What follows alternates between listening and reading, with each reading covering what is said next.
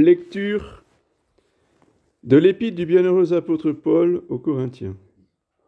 Mes frères, vous savez qu'étant païens, vous alliez comme on vous menait, vers les idoles muettes. C'est pourquoi je vous déclare que personne, parlant par l'Esprit de Dieu, ne dit anathème à Jésus, et que personne ne peut dire Jésus est le Seigneur, sinon par le Saint-Esprit. Sans doute, il y a diversité de grâces, mais il n'y a qu'un même esprit. Il y a diversité de ministères, mais il n'y a qu'un même Seigneur. Il y a diversité d'opérations, mais il n'y a qu'un même Dieu qui opère tout en tous. À chacun, la manifestation de l'Esprit est donnée pour l'utilité de l'Église. L'un reçoit de l'Esprit le don de parler avec sagesse.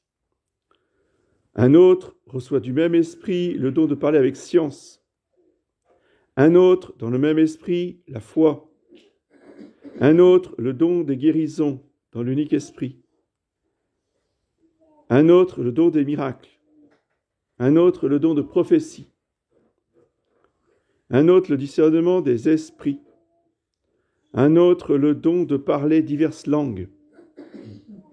Un autre, celui de les interpréter.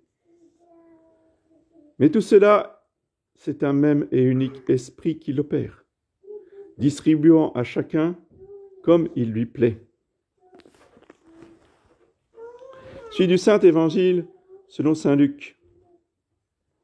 En ce temps-là, Jésus dit cette parabole pour quelques-uns qui se complaisaient en eux-mêmes, se croyant justes et qui méprisaient les autres. 2 hommes montèrent au temple pour prier. L'un était pharisien et l'autre était publicain. Le pharisien, se tenant debout, priait ainsi en lui-même. « Ô Dieu, je vous rends grâce de ce que je ne suis pas comme le reste des hommes, qui sont des voleurs, injustes, adultères, ni tel encore que ce publicain. Moi, je jeûne 2 fois la semaine, je donne la dîme et de tout ce que je possède. » Le publicain, au contraire, se tenait à l'écart et n'osait pas lever les yeux vers le ciel. Il frappait la poitrine en disant « Ô Dieu, ayez pitié de moi, qui suis un pauvre pécheur. » Je vous le dis, celui-ci descendit chez lui justifié, et non pas l'autre. Car quiconque s'élève sera abaissé, et quiconque s'humilie sera exalté.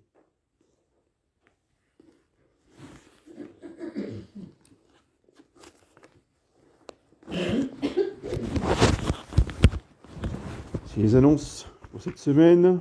Donc aujourd'hui, 10e dimanche après la Pentecôte, mémoire de Saint-Pierre aux Liens. Lundi 2, Saint-Alphonse de Liguori. Mardi 3, invention des reliques de Saint-Étienne. Mercredi 4, Saint-Dominique. Jeudi 5, Sainte-Marie des Neiges. Dédicace de Sainte-Marie des Neiges. Vendredi 6, transfiguration de notre Seigneur Jésus-Christ. Samedi 7, Saint-Gaëtan. Dimanche 8, 11e dimanche après la Pentecôte.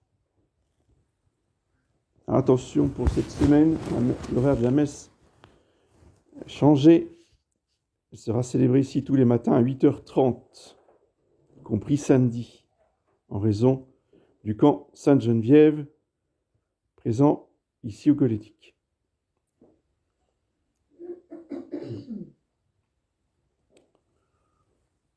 Je me permets de vous demander encore des prières pour Madame de Meurin, qui est toujours parmi nous, afin qu'elle nous quitte avec le plus de grâce possible et dans la paix qui habite déjà son âme.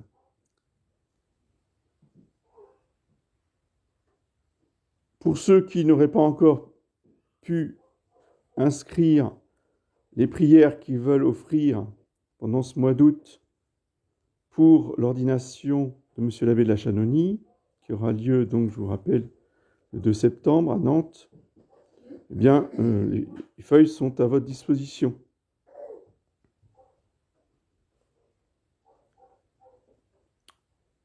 Nous ne lâchons rien, nous persévérons jusqu'au bout. Donc, après le chant final, comme les autres dimanches, nous allons réciter l'exorcisme de Léon XIII, tous ensemble.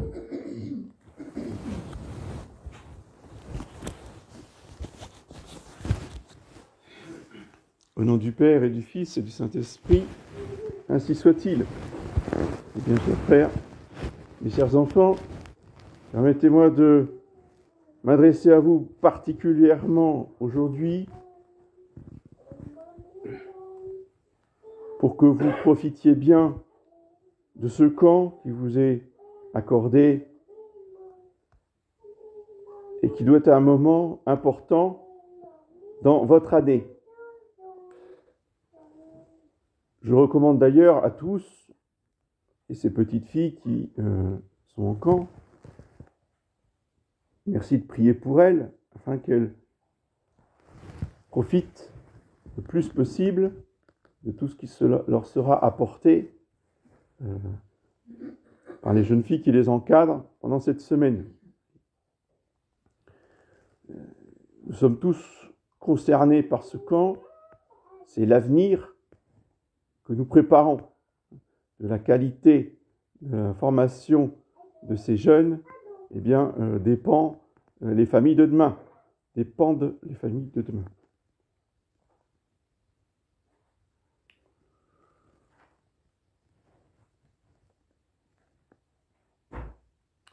Dans la messe d'aujourd'hui, mes chers enfants, je voudrais que vous reteniez deux idées très importantes pour toute votre vie, et déjà que vous pouvez appliquer pendant le camp. La première idée, le premier enseignement que notre Seigneur vous donne dans l'Évangile, c'est la leçon de l'humilité. Quiconque s'élève sera abaissé, quiconque s'humilie sera exalté. Et cette humilité, il faut apprendre à la pratiquer dès votre âge.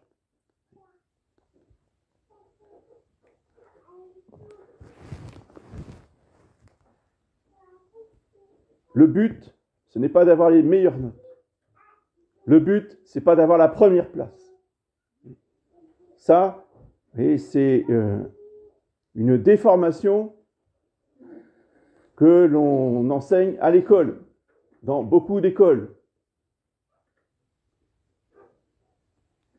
C'est la grande erreur de beaucoup de parents qui veulent que leurs enfants soient les meilleurs. Tu vas être le premier de la classe. C'était mon fils. Mon fils, il est premier de la classe. Et forcément, si le fils il est premier, moi, je suis un très bon. L'orgueil. Toujours l'orgueil. On ne travaille pas pour avoir les meilleures notes. On travaille bien à l'école pour faire plaisir au bon Dieu. Parce que c'est mon devoir d'État et que quand je travaille bien, le Seigneur Jésus est content. Ça, oui. Et qu'on ait 19 ou qu'on ait 16 ou qu'on ait 15, vous savez, le Seigneur Jésus, ça lui est égal, hein, franchement. Lui, ce qu'il regarde, c'est pas la note. Parce que la petite qui aura 5 sur 10 ou 3 sur 10 à son interrogation, eh bien, Jésus sera peut-être plus content d'elle que celle qui a 10 sur 10 et qu'elle, elle est très intelligente. Mais la petite qui a passé 1 heure, 2 heures, 3 heures, 4 heures et qui a beaucoup de mal à retenir parce qu'elle n'a pas beaucoup de mémoire, donc il lui faut le double d'efforts. Ben, si elle fait ces efforts-là par amour pour Jésus, elle gagne beaucoup plus de mérite et Jésus est beaucoup plus content de la petite qui a 3 sur 10 que de celle qui a 10 sur 10. Mais on ne viendra jamais féliciter la petite qui a 3 sur 10. C'est ça. Problème de l'école, problème de beaucoup de parents. T'as 3 sur 10, tu seras puni. On ne mangeras pas ce soir. Je t'avais dit, pas en dessous de 8. Et on fait comme ça des catastrophes.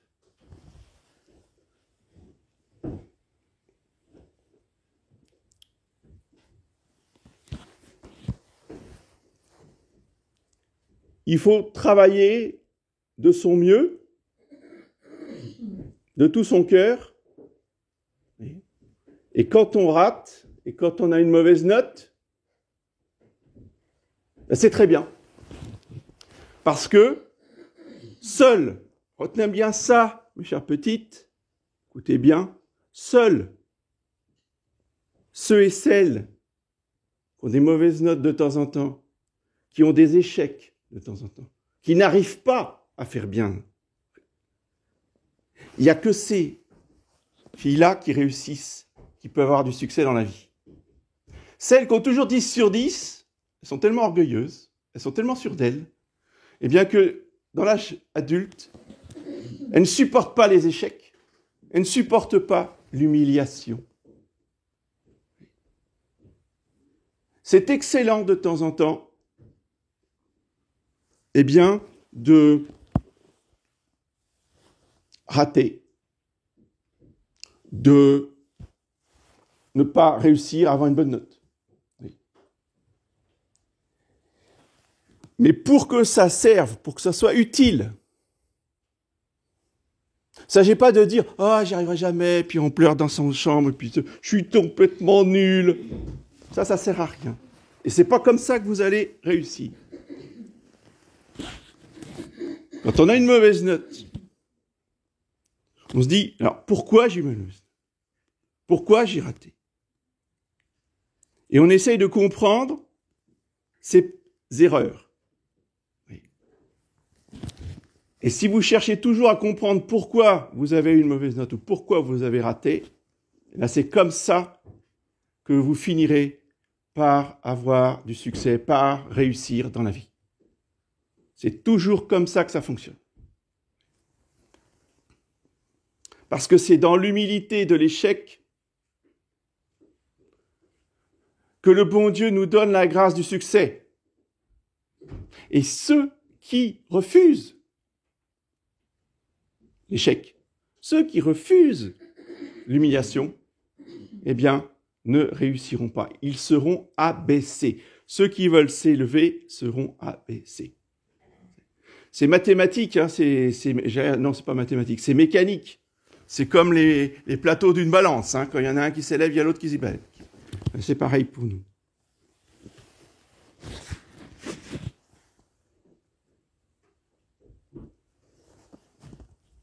Deuxième idée de l'épître de Saint Paul de ce matin pour vous aider à réussir dans votre vie. Une fois que vous avez compris l'humilité, une fois que vous avez compris que il y a une leçon à tirer de la mauvaise note ou de l'échec, il faut comprendre surtout, vous voyez, au lieu de pleurer en disant que vous êtes nul, il faut essayer de comprendre qu'est-ce que le bon Dieu vous a donné comme talent. Qu'est-ce que le bon Dieu vous a donné comme grâce. Et ça, le camp de cette semaine va vous aider avec l'aide certainement des demoiselles, va vous aider à découvrir quelles sont vos qualités et vos talents. Parce que le Saint-Esprit a distribué à tout le monde des talents, des grâces spéciales. Et ça, on ne le découvre que si on vit en société, en groupe. C'est pour ça que je vous dis que c'est pendant le camp que vous allez découvrir peut-être en vous des qualités particulières. Vous serez bonne dans certains domaines. Et dans des domaines différents. Parce que le bon Dieu ne donne pas les mêmes grâces, ne donne pas les mêmes talents à toutes. Donc il faut reconnaître qu'est-ce que le Saint-Esprit m'a donné à moi et aussi reconnaître qu'est-ce que le Saint-Esprit a donné aux autres. C'est juste ça qu'on vous demande. Mais c'est très important et c'est pas facile. C'est pas évident. Ça demande justement de l'humilité et ça demande, si vous voulez, de reconnaître les qualités des autres. Et plus tard, dans la vie adulte, c'est la même chose pour pouvoir construire n'importe quelle œuvre. Il nous faut reconnaître les talents des uns des autres et utiliser ces talents-là. Ne pas se croire bon dans tous les domaines. Ne pas vouloir avoir le dernier mot dans tous les domaines.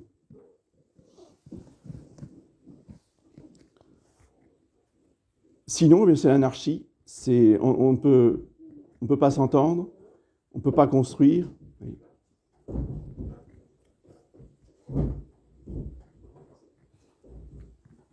La psychologie moderne appelle ça un cerveau collectif. On ne les a pas attendus pour le pratiquer, le cerveau collectif. Vous voyez. Mais ce dont parle saint Paul ici, c'est ça. Et c'est quoi le cerveau collectif? C'est juste l'intelligence du Saint-Esprit qui distribue ses dons, et ces dons sont complémentaires, et quand on met tous ces dons ensemble, alors, effectivement, on peut avancer et construire de grandes choses.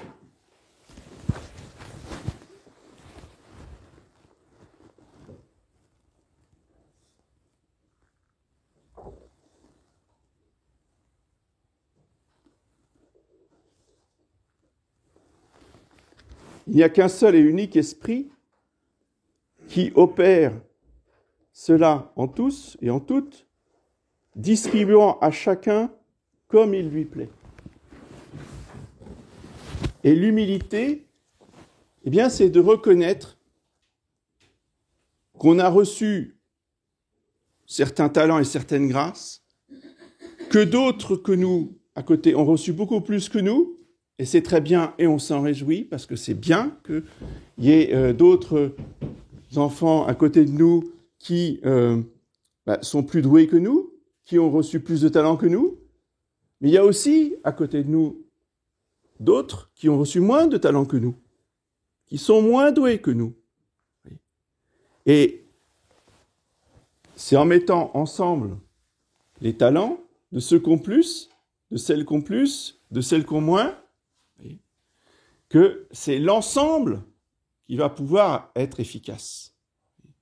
Mais tout seul, même si on est un génie, même si on est un surdoué, même si on a un QI de 350, on n'ira pas très loin et on fera pas grand-chose dans la vie. Voyez. Si on ne met pas ça au service d'un groupe, eh bien, cela ne sert pas à grand-chose. Cela reste stérile. Quand notre Seigneur dit qu'il faut mettre son talent à la banque, c'est une image. Mais qu'est-ce que c'est que la banque? C'est une institution, si vous voulez, qui rassemble les économies de tous. Tout le monde va apporter ses économies à la banque. Et c'est le fait que tout le monde participe qui fait que la banque, en temps normal, dans un monde parfait, rend service à tout le monde. C'est-à-dire qu'elle peut prêter de l'argent à ceux qui n'en ont pas, ou ceux qui en ont moins, grâce à ceux qui en ont plus. Vous voyez, ça permet de rééquilibrer les choses. Encore une fois, dans un monde parfait. Eh bien, pourquoi notre Seigneur prend cet exemple-là dans l'Évangile?